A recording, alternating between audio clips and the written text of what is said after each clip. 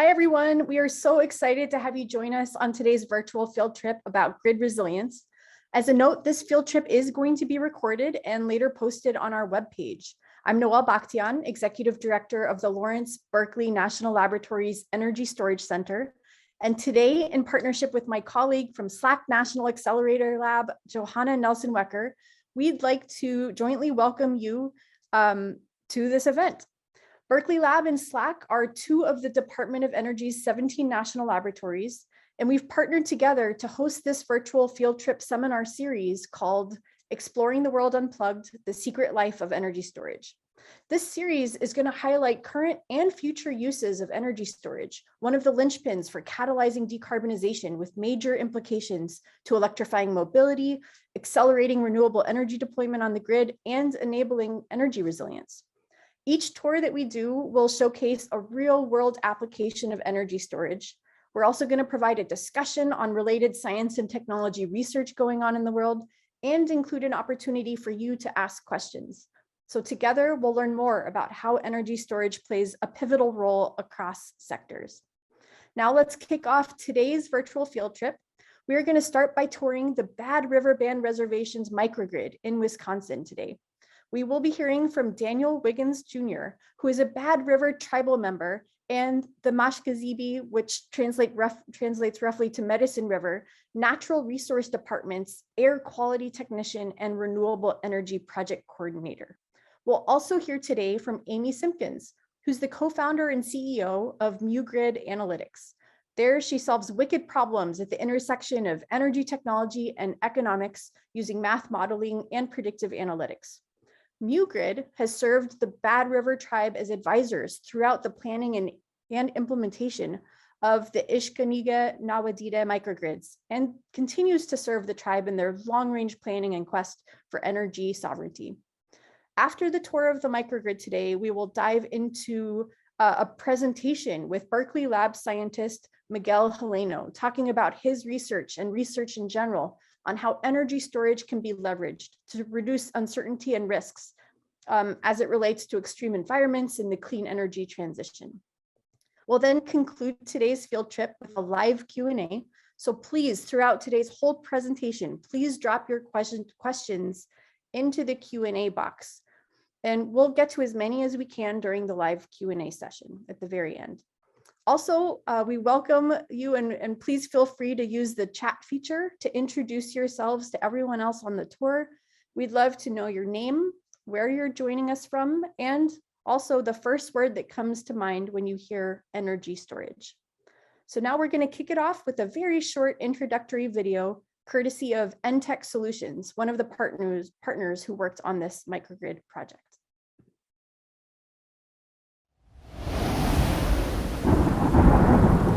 This is a story about resilience. It's something that the Bad River Band of the Lake Superior Tribe of Chippewa Indians understands and has demonstrated time and time again. When torrential rains flooded the Bad River Reservation, they suffered extended power outages that crippled critical tribal facilities. They fought back from the storms, resolved to build back stronger. It was called a 500-year flood. All of this was underwater. The flooding event highlighted gaps within our emergency preparedness. And so really the tribe went back to the strategic drawing board and said, hey, how can we make these buildings more resilient? And how can we do it using renewable energy? Now we're going to join Daniel on stop one of the tour. Hi, Daniel. Do you want to turn your microphone on too? Oh, hey, everybody. How's it going? Hey, Daniel. Do you want to tell us a little bit about yourself and your role on the reservation? Yeah, absolutely. Hold on, I'm trying to get my finger out of the camera a little bit. My name is Daniel Wiggins. I think Noelle did a great introduction prior to this. I'm the air quality technician for the Bad River Tribe, the Mashkiiziibii Natural Resource Department. I also partake in renewable energy projects.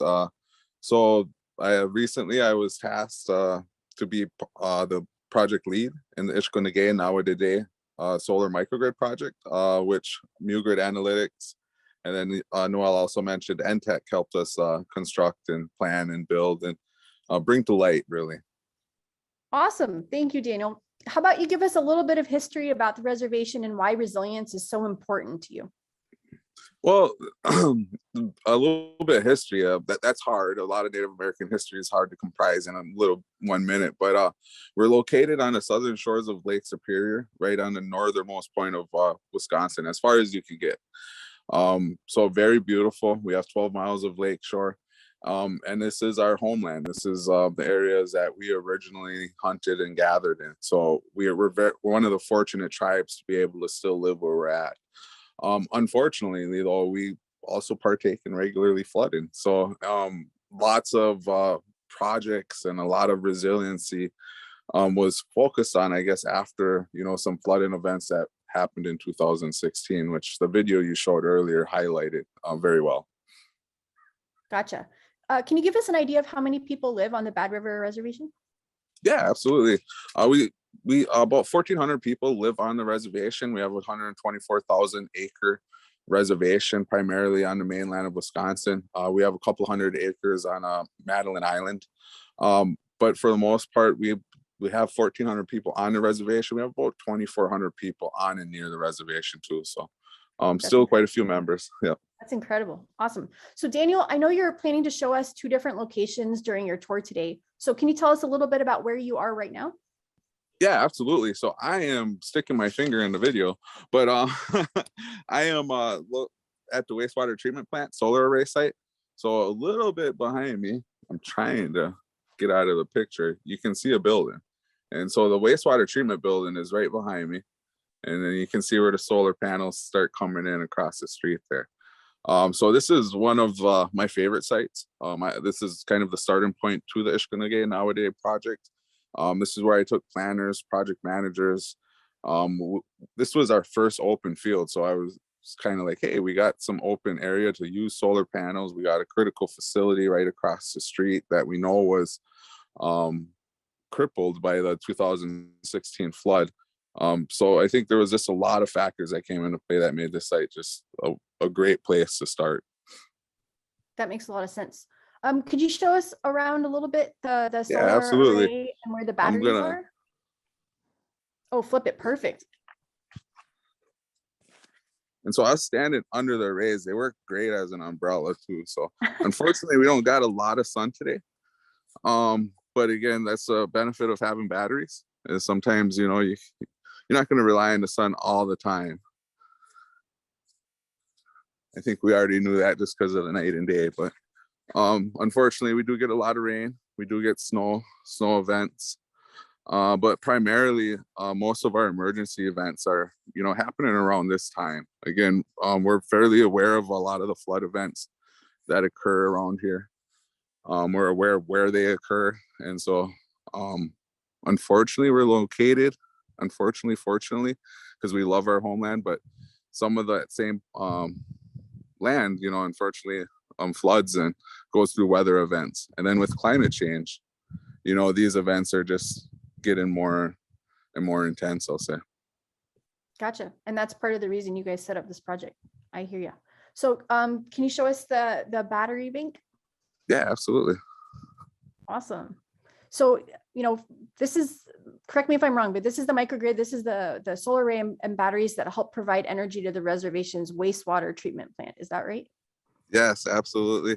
Gotcha. And so this is a microgrid. So when the power does shut off, it is supported by the entire microgrid. So we also have a generator that's a part of one of the components. So a little bit larger. It's located within the building.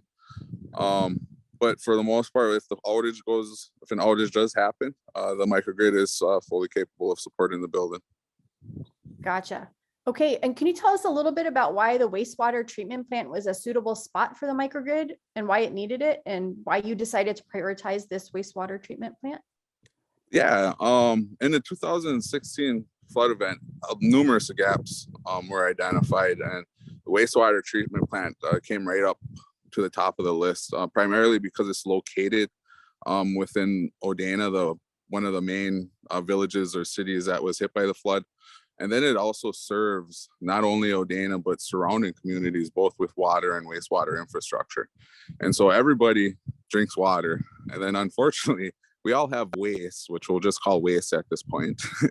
and they both are utilities that are taken for granted until they're gone. And so when we experienced the flood, we experienced mass outages. One being at the wastewater facility that lasted even longer than the electrical outage, just because they had to bounce back from the electrical outages and everything else that was happening around them. And so, alleviating it, making it more resiliency on the utility side, obviously makes the facility more resiliency through, upcoming events. I gotcha. So I know that Amy's going to give us a lot of the technical specs in a minute, but how long have the microgrids been up and running for you all? Oh, since last, fully operational since last May of 2021. Gotcha. Pretty new. That's exciting. When did you all start that project, the construction project, the planning part of it? The planning part, I would say, starts way back for tribes when you're really starting your strategic energy planning. Unfortunately, I would say events like the 2016 weather event expedited certain projects like this. I don't think microgrids at some facilities were really at the top of our list until we realized how important and how much of a contributing factor they can be to the resilient aspect of these facilities that are crucial. So this is just one of them. We'll show you another one in a little bit. But I think for the most part, it takes a lot of planning. And so it's the strategic energy planning. It's a planning around emergency preparedness and emergency management. All of that stuff comes together and eventually, helps you create this ultimate idea and response to, some of these events and problems. Gotcha. And just to clarify, this microgrid, is it used just in extreme events, or is this actually used all the time? Oh, the benefit of using these is you can still use them outside of emergency events. So we do focus on resiliency, but for the most part, when we are not in emergency mode, we are looking at kind of the financial benefits of using the microgrids. Cool. Let's see. I know the intent here was resiliency, though. So were there any special design features or building features to further enhance resiliency for this microgrid? Yeah, absolutely. Kind of the video started out with me walking through the field and saying, hey, this was all underwater. And that's not sure. This goes underwater, I would say, probably every other year. And so, again, we're fairly familiar with the flooding and kind of stuff that happens around here. So we do have the infrastructure built up to withstand, some flooding and some, water if it comes through. The racking systems are able to withhold that. Also within the battery bank itself. If we were to open those doors, the batteries are located actually a foot higher than what they would normally be in other battery banks. Just so, if it floods, we're given kind of the extra footage to take on that water. Gotcha. Okay, thanks, Dan. This is just also fascinating. We're also looking forward to seeing the live monitors at the health center, which is going to be your second stop, which I know has its own microgrid. So while you head over there, if it's okay, let's check in with Amy for a few minutes. So hi, Amy. We'd love to hear a little bit about you and your role in this project and some information on the this DOE grant that you guys got. Maybe you can give us a deep dive on the energy storage piece and lessons learned about getting these microgrids operational, including any challenges that the team had, and maybe some challenges that weren't quite so expected, so we can all learn from that. So I'm going to turn it over to you for a few minutes. Sure, absolutely. Glad to be here. And Microgrid Analytics, as you may get from the name, is really focused on the data and how the data gets borne out.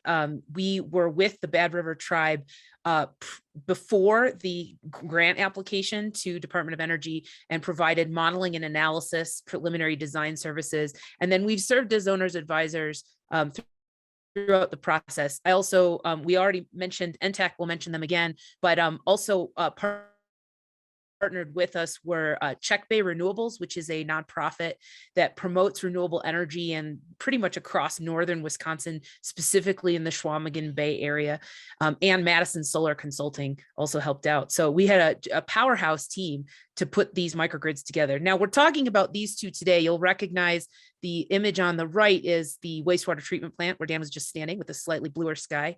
The image on the left is the health clinic. The building is the health clinic, and this is a drone image. You can see the solar array out back in that cleared forest area. There is a third microgrid that was part of this project. It is a smaller installation on the Chief Blackbird Administration Building, which is more or less just an office building. And because of some of the structural requirements at the building, that microgrid only supports critical loads as opposed to full building backup. So today we're just going to focus on the wastewater treatment plant and the health clinic. Just to give you, let me find my controls here, just to give you a little bit of an overview, because you've seen them now. What are they actually? So the solar at the Health and Wellness Center is 300 kilowatts, at the wastewater treatment plant is 200. The battery banks are both have 200 kilowatts of inverter. And then the Health and Wellness Center is slightly bigger at 580 kilowatt hours, where the wastewater treatment plant is 435. Now, as Dan mentioned, both of these facilities had previously existing piped natural gas generators that were providing backup, and the natural gas generators can provide backup. But Dan and the tribe wanted more resilience and wanted to step away from fossil fuels for resilience. So while resilience is the primary driver of the project, that sustainability piece is a key ethos for the tribe and for their goals. And so getting over to renewables was a huge benefit. And of course, there's the benefit that as a microgrid, the three, solar, battery, and natural gas generator, can work together in symbiosis as a microgrid. And the whole is greater than the sum of the parts. Now, we're not going to talk too much about economics today, but rest assured that we have done in-depth cost and economic benefit analysis. But just a few numbers to whet your appetite. The total project cost was around 2.2 million. That includes all three of the microgrids, not just these two. The grant support received from the Department of Energy, Office of Indian Energy, was $1.8 million. And through the process, we selected Faith Technologies, which is a large EPC company located in Wisconsin, and their subsidiary, NTech Solutions, to do the system integration and construction. And they're also serving as a third-party owner-operator. So there's a relationship with the tribe. They were able to, the company was able to take tax benefits and then offer a PPA to the tribe. So that is how the economics of the system work. But more importantly, we want to talk about resilience, and that was really the top priority around these microgrids. You'll hear Dan say it again and again. And we believe that resilience was a powerful differentiator in the grant process. However, we have found working in microgrids across the US and around the world that resilience, if you're in a grid-connected microgrid, resilience performance is sometimes hard to define and often hard to assign an economic value. What is it worth when you're going for fundraising or grant application, or even just assigning capital? How do you value that resilience in a grid connected scenario when what you're protecting for is the outage case, not a regular operation case? So what we've done at Microgrid Analytics is to sort of redefine how we calculate resilience. Most developers and consultants that we've seen describe resilience in a deterministic way. It's a single number, a certain number of hours or a certain number of days. And often the calculation to arrive at that number is pretty simplistic. So we've developed some modeling here, and Bad River really helped us spearhead this methodology to view resilience as stochastic. Now, the researchers on this call will know what that means, but if you're not as mathy as some of us, stochastic just means there's an element of randomness to it. The outage time can be random. The weather that was occurring, whether it's day or night, is random. What the solar production was, of course, is related to the weather, but that's random. The state of charge of the battery. And so we do a stochastic analysis to determine not just the resilience duration, which is the amount of time the system can support the building before it fails and needs the generator to come online, but also what is the confidence level that you have that the system will be able to provide that duration. And so the graphs you're seeing right here are just the solar plus storage, because as you see, these are pretty beefy systems. And so the solar plus storage alone can actually support these buildings for a pretty long time before these generators need to even turn on. And that was a big goal of the tribe. And so here on the left, we have the Health and Wellness Center. And basically what this graph says is that 100% of the time, solar plus storage alone can provide almost up to a day of resilient backup power. But this long tail out here, it basically is an asymptote out to about 70%. So 70% of the time, you can provide almost indefinite resilience. And I'll come back to what exactly those confidence levels mean in just a second. We'll talk about the wastewater treatment plant on the right. Now, the reason that curve is so steep is because the Health and Wellness Center's load, it functions like a kind of a normal office building. It has a small base load at night, and then the load comes up during the day, which happens to be when the solar power is available. And so the load aligns nicely with the solar production. The battery doesn't have to do too much to keep it online. Therefore, you get a ton of resilience out of solar and storage alone.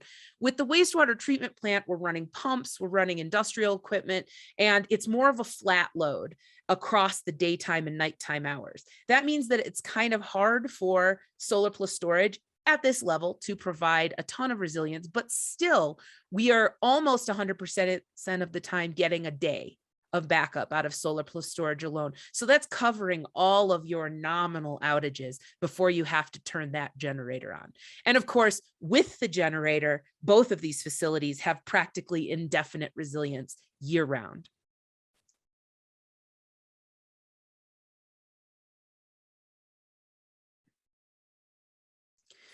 So when we say, we're not talking about a coin flip 50-50, we're talking about it's dependent on the time of year. Time of year is the biggest contributor to when you're going to have resilient operations. So what we do is we run analysis at every hour of the year. What happens if your outage occurs at 2 a.m. on January 2nd versus 3 p.m. on July 31st? So on the bottom x-axis of this heat map is the days of the year from January 1st on the left to December 31st on the, or January 1st on the left, December 31st on the right. So what you're seeing with the Health and Wellness Center is that this scale, the purple area, is the solar plus storage providing 1 week of resilience and beyond, even more than 1 week. And you can see that from late February out to late October, the solar plus storage alone can do that. And where you're losing the resilience coverage from solar plus storage is when the sun goes to the southern hemisphere between November and February. And so that's what this green bars say. Now, the performance is a little bit different, like we said, at the wastewater treatment plant because of that flatter load profile. But still, you can see more purple bars in the summer when there is more sun. So I think, one more thing I wanted to say before we jump back over to the field trip at the clinic is that we also take a look at how load reduction affects these confidence levels and duration levels.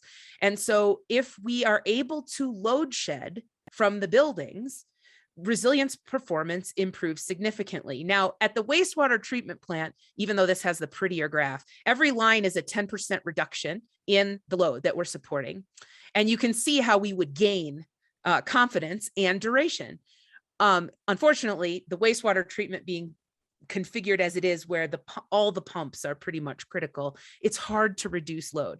The Health and Wellness Center, on the other hand, does have some loads that could be reduced. We could turn off banks of lights. We could choose not to run HVAC, and even a 10% reduction gets us to almost indefinite system survival with solar plus storage alone. So this is just to introduce the topic that load reduction is something we pay attention to, in addition to simply sizing solar and battery.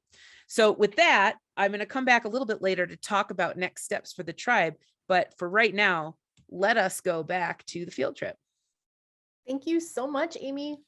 Okay, it looks like Daniel has made it to the second stop on our virtual field trip, the Health Center Microgrid and Facilities. So let's hop back over to him. Hi, Daniel. We see you and we see the screen, so that looks great. Can you talk to us about where you are and more about the facility you're in? Yeah, no, I'm at the Health and Wellness Center. So we're at the primary and only clinic on the Bad River Reservation. and dental, behavioral health, relatively growing. So supplies a lot of medical and clinical services to the tribe. Awesome. So, we heard about the wastewater treatment plant and that there's these huge loads and pumps, but in our discussions, we've talked about the fact that the health center microgrid is able to island more easily. Can you talk about that a little bit? Yeah, I think Amy got into it from a more technical perspective and did a way better job than what I would ever do. But for the most part, it's a relatively, the load isn't so sporadic. It's not as spiky. And that's from a layman's perspective, if I can say that. It just is a smoother load. And I guess with saying that, the solar and the batteries are conformed and can fit that load better.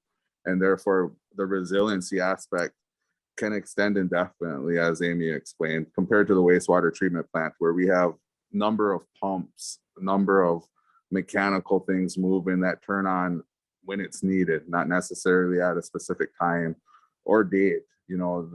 When the waste needs to be pumped, it turns on. And so those pumps are more sporadic, way more intense as far as loads to be used, and therefore requires a little bit more magic using the generator and the microgrids. Thanks for that, Daniel. And last question before we talk about the screen, are the two microgrids connected to each other, and why or why not? No, they are not connected to each other. One, it's not needed yet.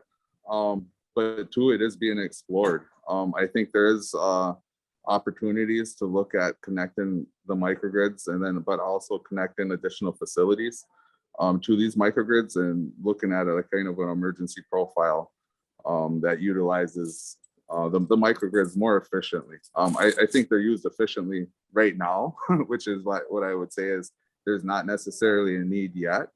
But we do have Microgrid Analytics actually working on those next phases and next steps with these microgrids, which does explore connectivity and connection to other facilities.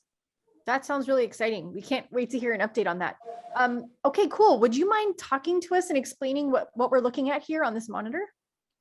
Oh, I'll do my best. and so really what you're looking at is live readings or relatively live readings. So as long as it takes for it to get the data up to the screen.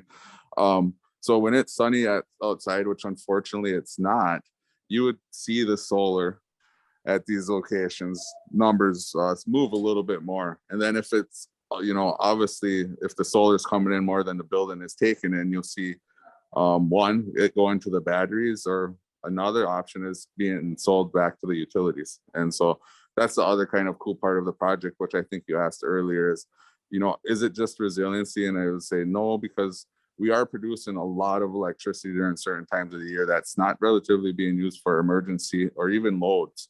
And so the utility does buy that back for us. Gotcha. Very cool. Okay, thank you so much, Daniel. Thank you so much, Amy. This has been an awesome tour, and we're really looking forward to learning more during the live Q&A. We have a lot of cool questions coming in. So for the next portion of today's event, we are going to skip over to talk to Miguel Heleno, who's a Berkeley lab research scientist. He's going to give us a presentation on leveraging energy storage to reduce uncertainty and risk as it relates to extreme events and the clean energy transition.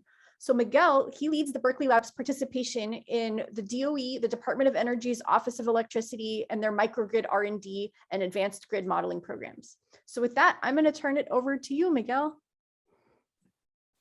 Hi, I'm as Noel said, I'm a research scientist at Berkeley Lab, and I work on distribution grid technologies, particularly grid planning and economics models, and I work mostly for the advanced grid modeling program and the microgrid R&D program at the Office of Electricity.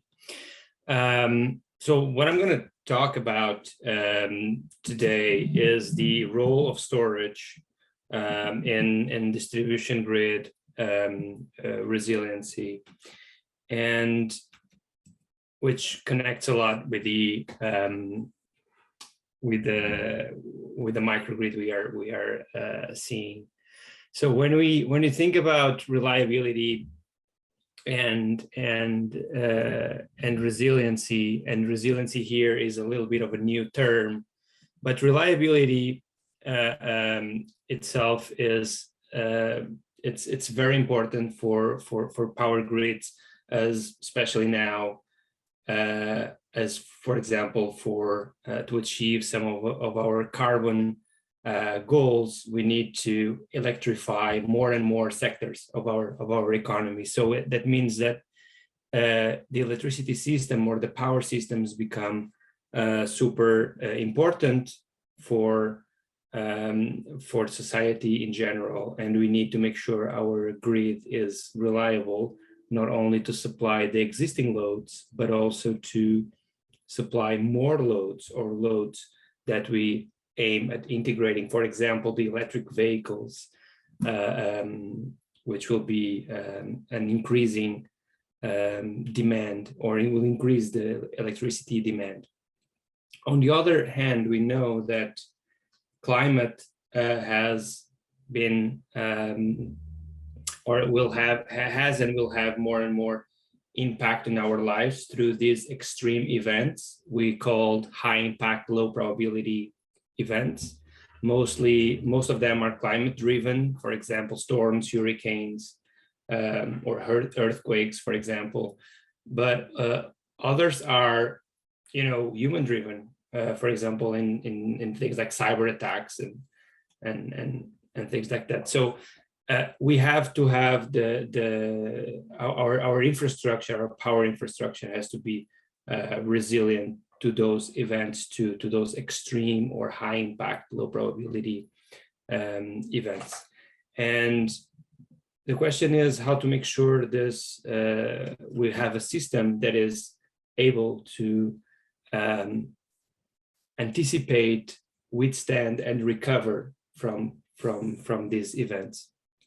And when we look at events just like climate-driven events such as storms or floods, for example, and we look at the power distribution and the ability to prevent and withstand and recover from these events, we will see that this is related to many decisions at the power grid level. So we're talking about things that happen, during the events, after the events, these events to happen hours before of the events, and some decisions that are even, years ahead of these events. So when we are talking about how much infrastructure, what type of infrastructure we have underground, how much storage we have connected to the distribution grid, those are decisions that we make sometimes 10 years, 5 years, 3 years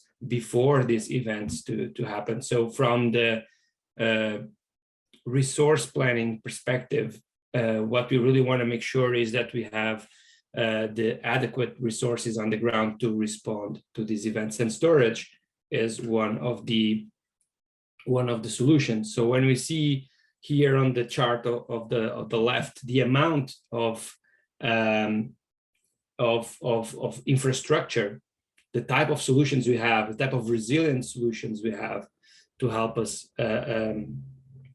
deal with these events, we have multiple technologies, we have our multiple possibilities. You have things like hardening some circuits. We have backfeeding some of the circuits. We have new connections to the transmission, for example, or storage, for example, electricity storage. We have distribution automation that help us like reclose some of these circuits and avoid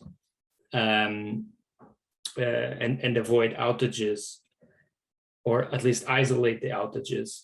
So the message here is like storage is not only is not a unique solution to resilience. It can be important, very important to resilience, but we have to see this in a holistic way. There's going to be storage, and there's going to be a lot of other things that will enable storage to happen. And on the other hand, we have to focus on what is the lens of the analysis. And Amy has mentioned stochastic analysis is one. So when we look at this type of things that can happen. We have the outage probability, which is this y-axis here. And, there is like a lot of things, type of outages that can happen.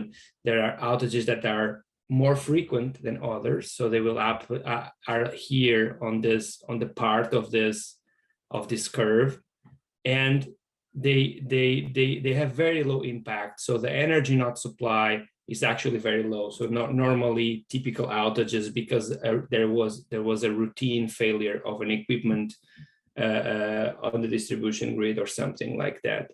So, and then there is the outages that happen here in this part of the curve that are their probability is very low and they have very high impact. So when you're talking about things caused by a massive storm or a massive flood, we're talking about things that take a lot of our network. And normally these events are really hard to capture, because especially when you look at reliability, we look at controlling the expected value of these curves. So we look at this curve as an overall expected value. So sometimes these events here are not significant enough in terms of their probability to be captured in our reliability standards. So we need other metrics like resilience metrics that are able to look at this tail of these distributions and capture what can go wrong and help us plan our system for that. And this is when storage makes a big difference. So this is a model. I'm not going to go into details here, but this is a model we have at Berkeley Lab to do this type of planning, where we basically look at the power grid and we say, okay, what is the optimal portfolio of technologies to have in our distribution grid when we minimize the expected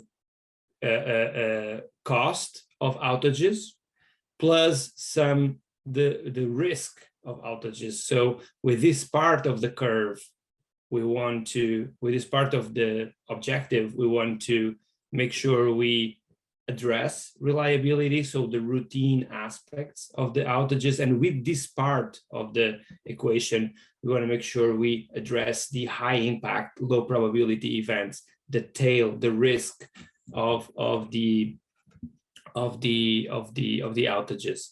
So, and we have this lambda here that help us, manage the risk. Say, okay, when we increase this lambda between 0 and 1, when we increase this lambda, we want to be more risk averse. We want our planning solution to take care more about the risk and these extreme events. So when we apply this in practice, for example, here is a small case study. We have, for example, we have a feeder. This is a distribution grid feeder. There are 4 substations here, which are this square here. There's a 7 megawatts total loads here, and there are if we think, okay, that we will have multiple ways of addressing or improving the reliability and resilience here. One is the investment in lines, so new lines, new connections between these nodes. These are the lines here, the dashed lines. These are new possibilities, new candidates for investments. And we have, batteries as energy storage here as in the orange nodes. And we have, for example, a backup generator, for example, here as here is, and we were considering a natural gas generator here in this green dots. So we're going to consider all these possibilities.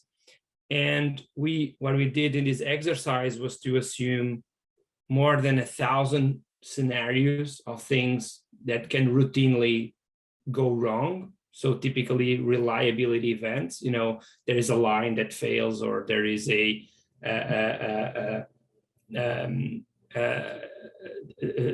is a fuse that fails, or something like that. And then on top of this, we also consider 100 scenarios of extreme events where multiple of these lines can fail and significant portions of the circuit can be out of power. So, and then we let our model to decide, okay, what is the best solution to cope with this way, very similar to what Amy did probably in your microgrid case. So when we consider that lambda equal to 0, so we ignore the risk, we ignore the resilience as an objective. What we see is that there is a lot of investment in lines, there is some investment in backup power, and there is like a very small investment in batteries, just 280 kilowatt hour battery here in one of the nodes. So when we want to improve reliability, batteries are important, but they don't come as a solution. But actually, when we increase our risk aversion, when we say we really want to make sure we also capture the tail of those distributions, the worst things that can happen, we start seeing more batteries. So what our model automatically chooses as an optimal solution is more storage in the grid. Not only the amount of storage, as you can see here, not only the number of storage technologies, but the size of each of these storage technologies. So the conclusion here is, when we go and evaluate our system, the conclusion here is, as you can see here, the typical distribution reliability indexes here. These three on the left, we have the average energy not supply, the SAIDI, and the SAIFI. There is a significant reduction just without batteries. So without the reliability indices significantly improve when lambda equal to 0. So when there's just a small investment in battery, but what can happen in the worst case, what can happen in the really extremes, only improve here when we increase this risk aversion and we have more batteries in the system. So when we look at the difference here, when we increase the risk aversion between 0 and 0.5, when our risk aversion is increases, what we see is like we see an extra cost in the investment, and this extra cost is mainly a cost of battery storage technologies investments. So just to wrap up my presentation, there is a difference between resilience and reliability. Those have like two fundamental differences, and they have different impacts.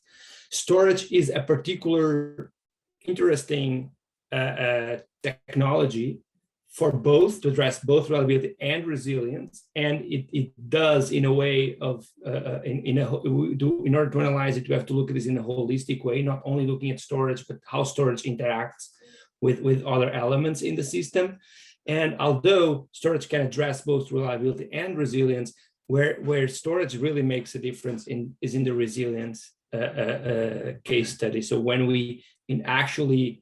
it plays out a role in decreasing the risk of the system. So when we look at risk aversion forms of managing or planning our distribution grid, we will for sure see more and more storage technologies.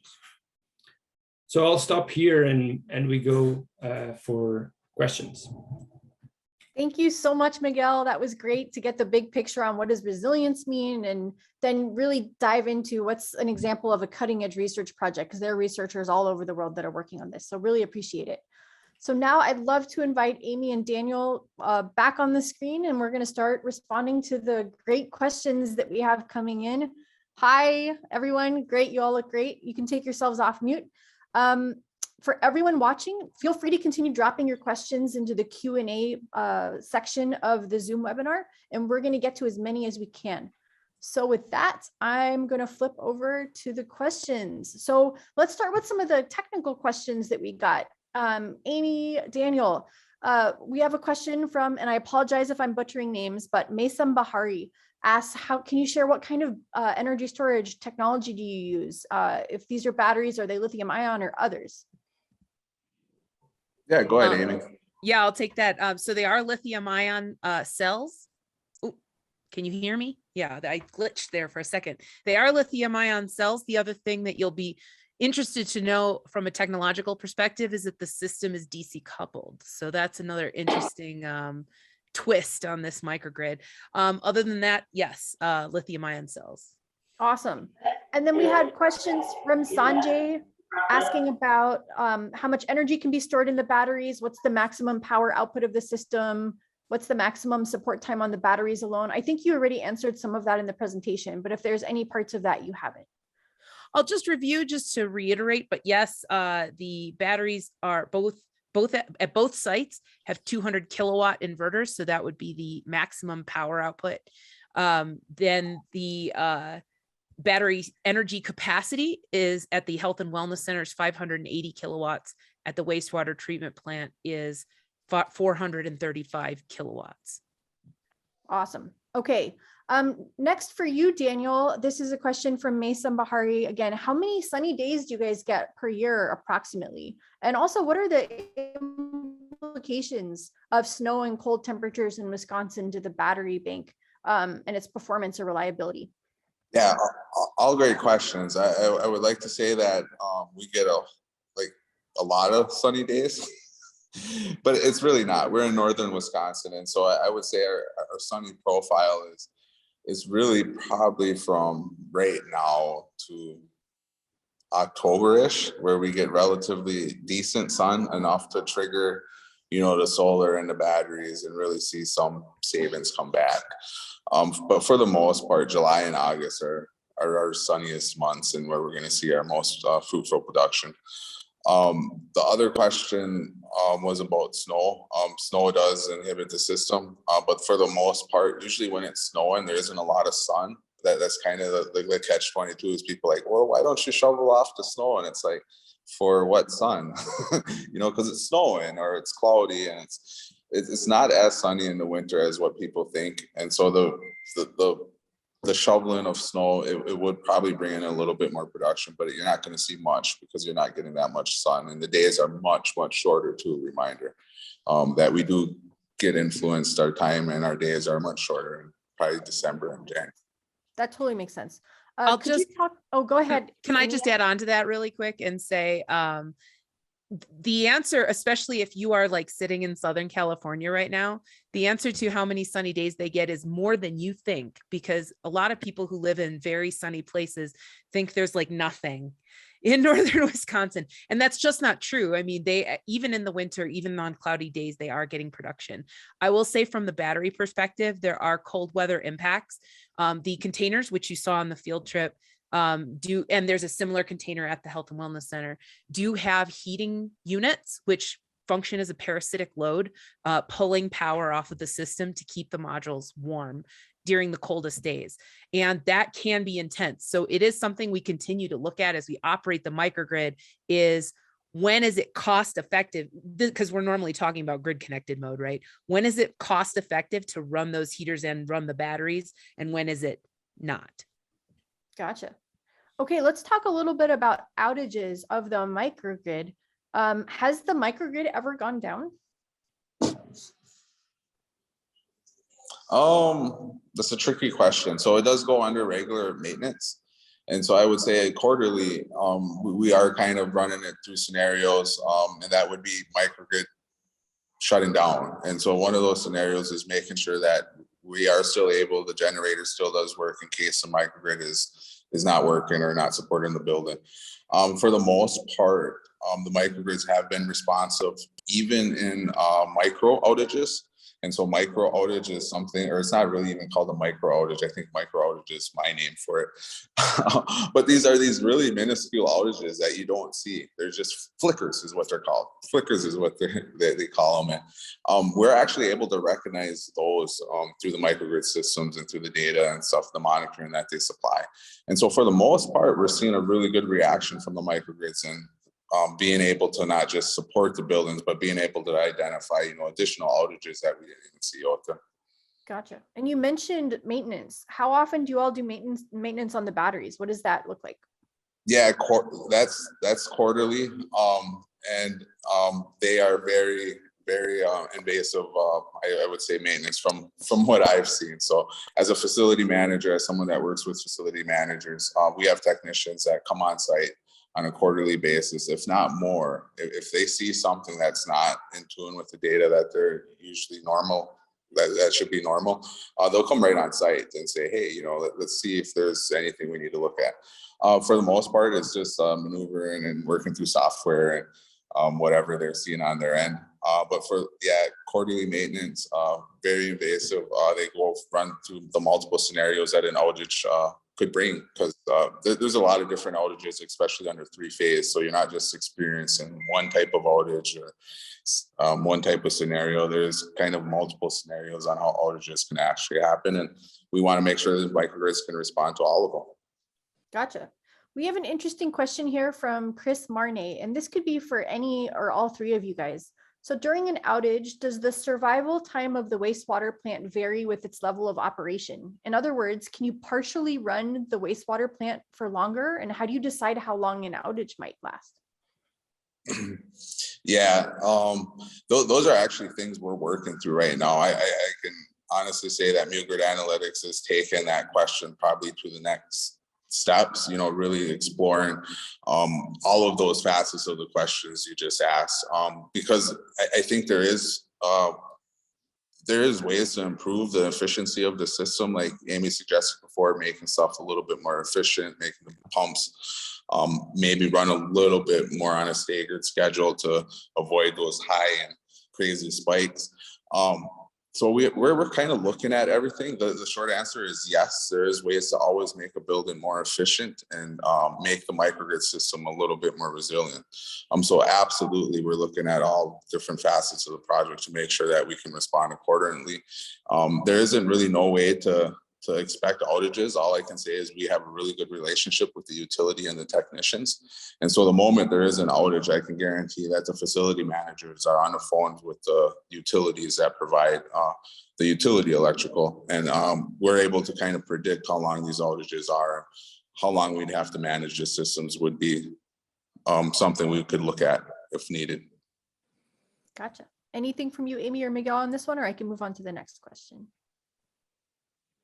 Okay, let's see, Miguel, a question for you. As a researcher, what are the main benefits and insights you gain from seeing a demonstration project such as the one at the Bad River Band Reservation? Yeah, I think the key contribution there is, seeing. Sometimes when we look at this,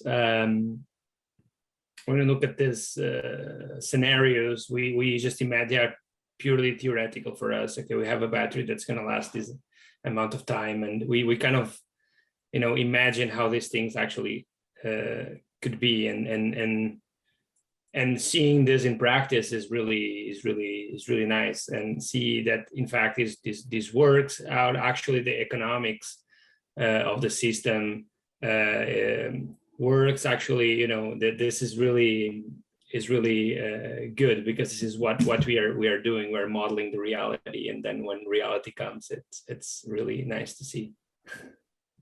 Gotcha. Let's see. Let's talk about finances a little bit. Maybe this one's for Amy, but anyone can answer. This is a question from Jack Suter. What is the payback period of this investment, with the understanding that clean water, resilience, and peace of mind is priceless, of course? Well, it is a little, I'll start and then I'll give it over to Dan from the tribe's perspective. There are a couple of interesting twists to the financing here. One was the Department of Energy grant, which was obviously a huge shot in the arm to make these projects happen. Grant funding, especially to this level, isn't always available, and it's only available for certain types of systems. So that's one thing to say. The significant grant funding was impactful. The second part was that we had an engaged third-party owner investor that wanted to, or, owner operator that wanted to take part and could leverage tax benefits. And so, the payback period gets somewhat murky because you get, are we looking at the payback period of the third party, or are we looking at the tribal payback period? There's all sorts of different ways to look at it. So I'm frustratingly not going to directly answer your question and just say that ultimately, this does turn out to be a great deal for the tribe. It is going to save the tribe money. It ended up being a good investment for the owner operator, so everybody came out happy. I will say that the economics of the system, because Microgrid, in addition to doing stochastic resilience modeling, also does techno-economic analysis and economic optimization.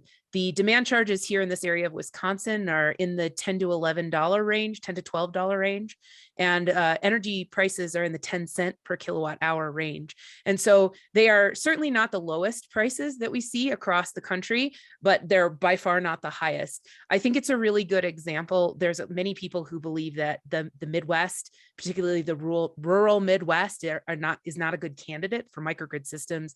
And we're starting to prove them wrong, not just in Bad River where grant funding was available, but also in other areas as well. So I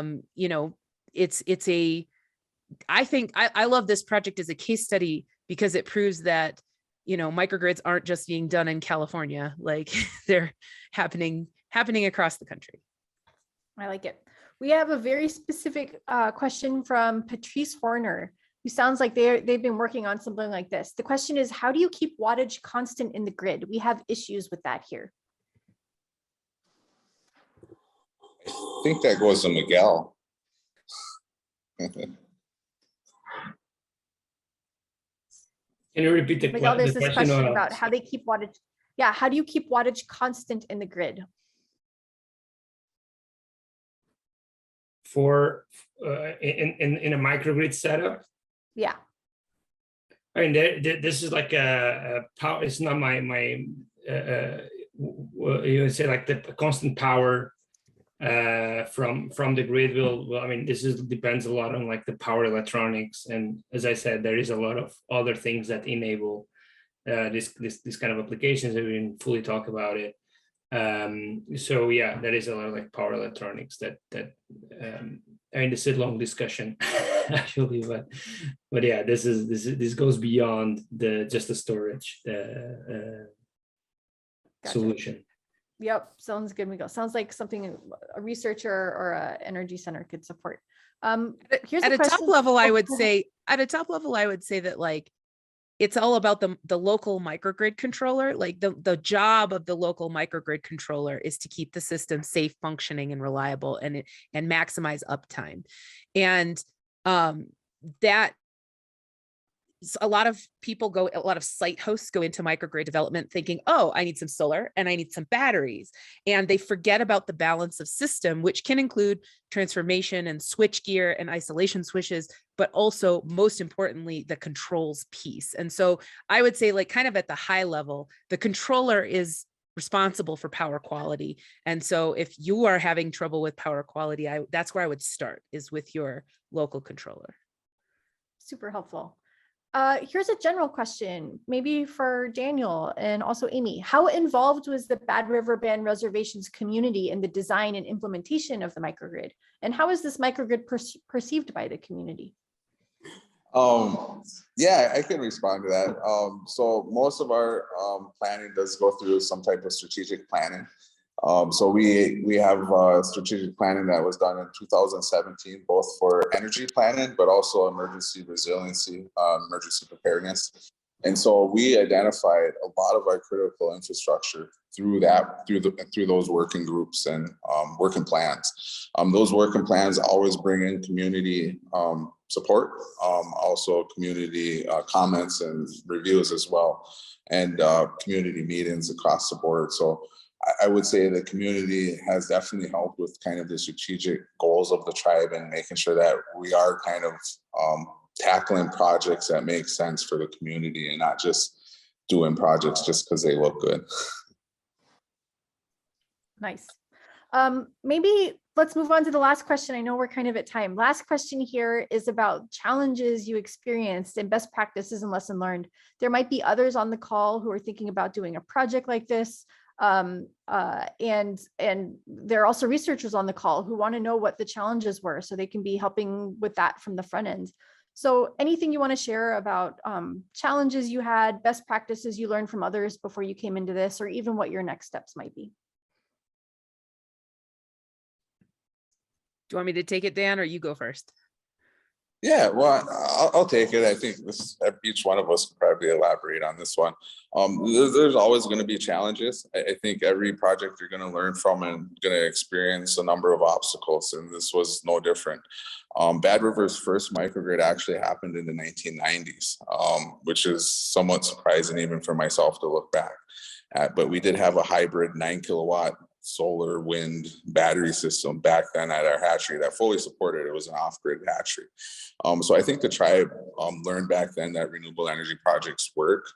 But I also think that, you know, certain events can definitely springboard projects off. And I think it's great. It's not great to go through those events or those, you know, those obstacles, whether it's weather, or whether it's municipalities, whether it's utilities, or whatever the obstacle is.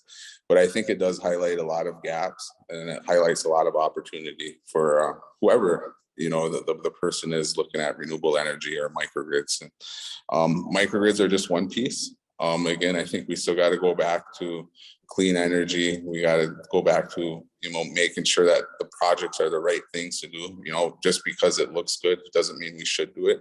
So making sure that everything is kind of like you said, the community support and everything is in place, and making sure you have the strategic planning in place. Hopefully will help avoid obstacles, but you're never going to alleviate yourself of all the obstacles. There's always going to be challenges. Just don't let it stop you. Just keep pushing through, and trust me, the answers will come to light when you want them and when you need them. And people like Microgrid Analytics and Check Bay Renewables and people like Miguel Heleno at Berkeley Laboratories are definitely working towards the technical capabilities and technical obstacles to make sure that people like us can get there. So definitely appreciate the time and appreciate the opportunity to speak in front of everybody.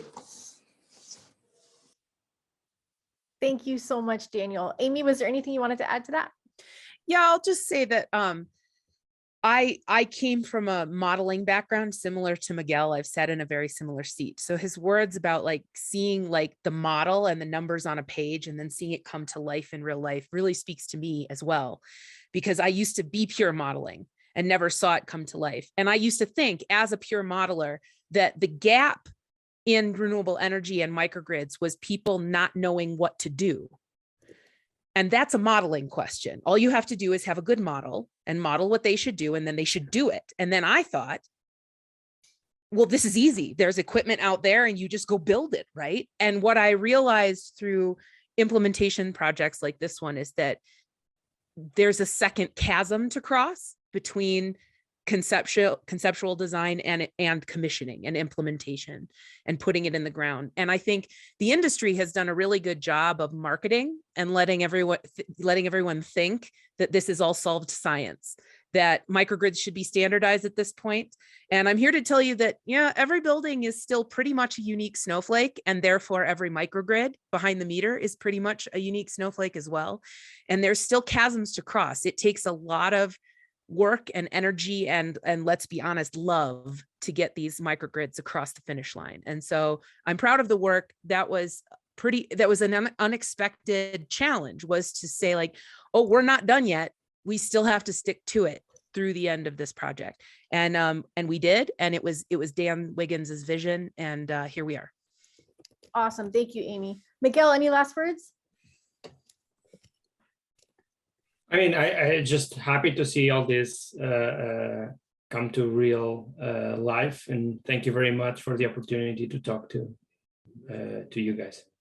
Awesome. Well, thank you again, everyone, for joining us today. Special thanks to Daniel, Amy, and Miguel for taking us on this awesome virtual field trip. And to everyone who helped put this event together, I'd like to particularly thank Sarah Price and Kieran Julian, who are behind the scenes but have been working on this for months to stand up this new series, to Marianne Fives, the executive administrator of the Energy Storage Center, and also to Darren for setting up our IT platform. So in case any of you in the audience missed our first virtual field trip to the International Space Station, where we spoke with astronaut Caleb Barron, you can check that out at thesecretlifeofenergystorage.lbl.gov. And someone's going to throw that into the chat right now. And a recording of this field trip and information about our upcoming ones will also be available on that website where you can sign up for more information. If you have ideas for field trips, we would love to hear that as well. So contact us through the website, and we hope to see you on our next virtual field trip. So thank you so much.